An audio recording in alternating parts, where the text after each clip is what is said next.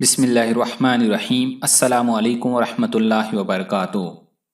دوستو، بہت سی مذہبی روایات میں پودوں کو روحانی علامت، شفا یابی، قوت بخشی اور بعض اوقات خدائی تعلق کے طور پر دیکھا جاتا ہے۔ لیکن ان مقدس پودوں میں کیا خصوصیات ہیں؟ کیا یہ پودے لوگوں کی زندگی میں ماضی کی طرح آج بھی اہمیت کے حامل ہیں؟ ان کا احترام کون لوگ کرتے ہیں اور سب سے بڑھ کر کیوں؟ دنیا کے مقدس ترین پودوں کی یہ فہرست ان کا ماضی اور حال ان سوالات کے جواب حاصل کرنے میں مدد دے سکتی ہے۔ تو یہ بہت ہی زبردست اور منفرد معلومات جاننے کے لیے اس ویڈیو کو آخر تک ضرور دیکھیں، اور آگے بڑھنے سے قبل آپ سے گزارش ہے کہ اس ویڈیو کو لائک کریں، اور اگر ابھی تک آپ ہمارے چینل اردو لیب کے حصہ نہیں بنے تو اردو لیب کو سبسکرائب کر کے گھنٹی کا بٹن ضرور دبا دیں۔ دوستو، یہ دلچسپ معلومات جاننے سے قبل یہ بات جان لیں کہ اس ویڈیو کا مقصد صرف اور صرف آپ کی معلومات میں اضافہ کرنا ہے، اس لیے اسے صرف عام معلومات کی حد تک ہی رکھیں۔ جزاک اللہ۔ سب سے پہلے بات کرتے ہیں کنول کے پھول کی۔ کنول تالابوں، جھیلوں اور ندی نالوں میں پائے جانے والا سدا بہار پودا ہے۔ یہ افغانستان سے لے کر ویتنام تک پھیلے ہوئے علاقے میں پایا جاتا ہے۔ مغربی یورپ میں اسے ماہر فطرت جوزف بینکس 1787 میں لے کر گیا۔ اس پودے کی جڑیں تو مٹی کے اندر ہوتی ہیں، جبکہ پتے پانی کی سطح پر تیرتے رہتے ہیں۔ پھول کی ڈنٹل پانی کی سطح سے کافی انچ اوپر اور مضبوط ہوتی ہے۔ ایک پودا 3 میٹر کے علاقے میں پھیل سکتا ہے۔ اس کے پتے کا قطر 60 سینٹی میٹر اور اس کے پھول کا 20 سینٹی میٹر ہو سکتا ہے۔ یہ پھول کئی رنگوں میں نظر آتا ہے۔ ہندو مذہب میں کنول کے پھول کو خاص اہمیت حاصل ہے۔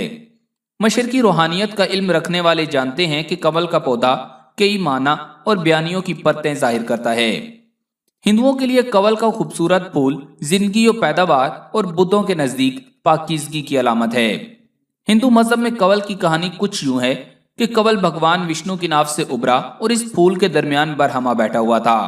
کچھ کا خیال ہے کہ بھگوان کے ہاتھ اور پاؤں کنول جیسے ہیں، اور اس کی آنکھیں کنول کی پتیوں کی طرح، اور اس کے چھونے کا احساس کنول کی کلیوں کی طرح نرم ہے۔ دوسرا پودا ہے امر بیل۔ امر بیل کا بھی مذہب سے قدیم تعلق رہا ہے۔ یہ ایک معروف بیل ہے اور تقریباً ہر شہر گاؤں میں نظر آ جاتی ہے۔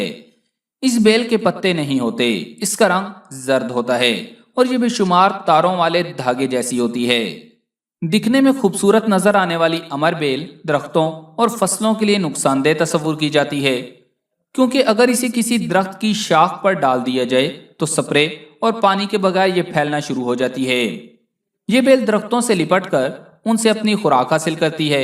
اس بیل کی چھوٹی چھوٹی جڑیں جس پودے پر ہوتی ہیں اس پودے کا رس چوستی رہتی ہیں، جس کی وجہ سے پودے کی بڑھوتری رک جاتی ہے، اور یہ بیل جس درخت کو چمٹ جاتی ہے اسے تھوڑے ہی عرصے میں سکھا دیتی ہے۔ اس بیل میں ایک اور خاصیت ہے کہ یہ بیل درخت کو اتنی مضبوطی کے ساتھ جکڑ لیتی ہے کہ اسے درخت سے جدا نہیں کیا جا سکتا۔ اگر قوت کے ساتھ الگ کریں تو ٹکڑے ٹکڑے ہو جاتی ہے۔ اس وجہ سے بہت سے لوگ اس بیل کو عشقیہ بیل بھی کہتے ہیں۔ آج کل امر بیل کو عموماً کرسمس کے جادو سے منسلک کیا جاتا ہے، لیکن اس کو علامت سمجھنے کی تاریخ قدیم کیلٹک پیشواؤں کے دور سے تعلق رکھتی ہے۔ انہیں یقین تھا کہ امر بیل سورج کے دیوتا ٹورس کا جوہر ہے، اور جس درخت کی شاخوں کے ساتھ امر بیل بڑھتی ہے وہ درخت بھی مقدس ہو جاتا ہے۔ سردیوں میں روحانی پیشوا بلوط کے درخت سے امر بیل کو سنہری دارانتی سے کاٹتا تھا۔ یہ خاص پودا اور اس کے پھل رسومات یا ادویات کے لیے استعمال ہوتے تھے۔ تیسرا پودا ہے ناگ پھنی۔ ناگ پھنی کا پودا خاردار ہوتا ہے۔ اس کے پتے سام کے پھن کی مانند موٹے اور رطوبت سے بھرے ہوتے ہیں۔ اگر اس کا کانٹا لگ جائے تو باہر نکالنا مشکل ہو جاتا ہے، اور اس پودے میں زہریلا پن بہت زیادہ ہوتا ہے۔ اس پر ایک پھل لگتا ہے جو گاجر کی مانند پختہ ہو کر جامنی رنگ کا ہو جاتا ہے، اور اس کا ذائقہ کھٹا میٹھا ہوتا ہے۔ اس کا اصل وطن امریکہ ہے، لیکن اب یہ ہندوستان میں راجپوتانہ، مدراس اور میسور وغیرہ میں ہوتا ہے۔ امریکہ اور میکسیکو کے قبائل ناگ پھنی کا استعمال روحانی مقاصد کے لیے کرتے ہیں۔ ناگ پھنی ایک چھوٹا سا گٹھلی کے بغیر کیکٹس کا پودا ہے جو امریکی ریاست ٹیکساس کی جنوب مغربی اور میکسیکو کے سرائی علاقے میں قدرتی طور پر اگتا ہے، اور اس کے استعمال مقامی افراد روحانی مقاصد کے لیے استعمال کرتے ہیں۔ میکسیکو کے انڈینز اور شمالی امریکہ کے مقامی قبائلیوں کا اعتقاد ہے کہ یہ مقدس پودا خدا کے ساتھ رابطے میں مددگار ثابت ہوتا ہے۔ اس کے استعمال دعائیہ تقریبات میں کیا جاتا ہے۔ روحانی طاقتوں کے لیے صرف مقامی قبائل ہی اس کے استعمال نہیں کرتے، बल्कि 1950 की दहाई से फनकार, मूसीकार और मुसन्निफीन भी इसका इस्तेमाल करते आ रहे हैं। चौथा पौधा है तुलसी। तुलसी को अरबी में रेहान, उर्दू में तुलसी और पंजाबी में न्याज़बू कहते हैं। ये रूहानी पौधा है। इसकी अहमियत का अंदाजा इससे किया जा सकता है कि इसका जिक्र कुरान पाक और अहदीस नबी सल्लल्लाहु अलैहि वसल्लम में मौजूद है। हजूर अकरम सल्लल्लाहु अलैहि वसल्लम ने इस पौधे को पसंद फरमाया और कई अहदीस में इसका जिक्र मौजूद है।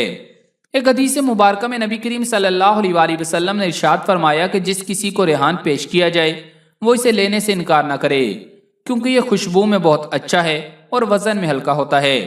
और एक और हदीस मुबारक में इसे जन्नत का पौधा कहा गया है। प्यारे दोस्तों, मैं यहाँ पर कुछ वजाहत करना चाहता हूँ। लफ्ज रेहान का जिक्र कुरान मजीद में 2 मरतबा और अहदीस में इसका मुतअद्दिद मरतबा जिक्र हुआ।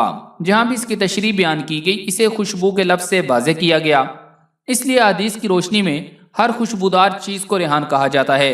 अब तुलसी का पौधा खुशबूदार है तो इसे भी रेहान कहा जाएगा और अरबी लुगत में भी इसे रेहानुल हमाइम कहा गया है। तुलसी पर मुकम्मल तफसीली और वजाती वीडियोस हमारे चैनल पर मौजूद हैं और इंशाअल्लाह करीब दोबारा भी अपलोड करेंगे और आपको बताएंगे कि इंसानी सेहत के लिए इसके क्या क्या फायदे हैं। दोस्तों, तुलसी के पौधे की 2 अक़साम बहुत मुतबर्रक ख्याल की जाती हैं। एक हिंदुओं के यहाँ मुतबर्रक समझी जाती है और दूसरी ईसाइयों के नज़दीक मुतबर्रक समझी जाती है। दुनिया भर में लाखों की तादाद में हिंदू अपने घरों और मंदिरों में इस तुलसी के पौधे की पूजा करते हैं।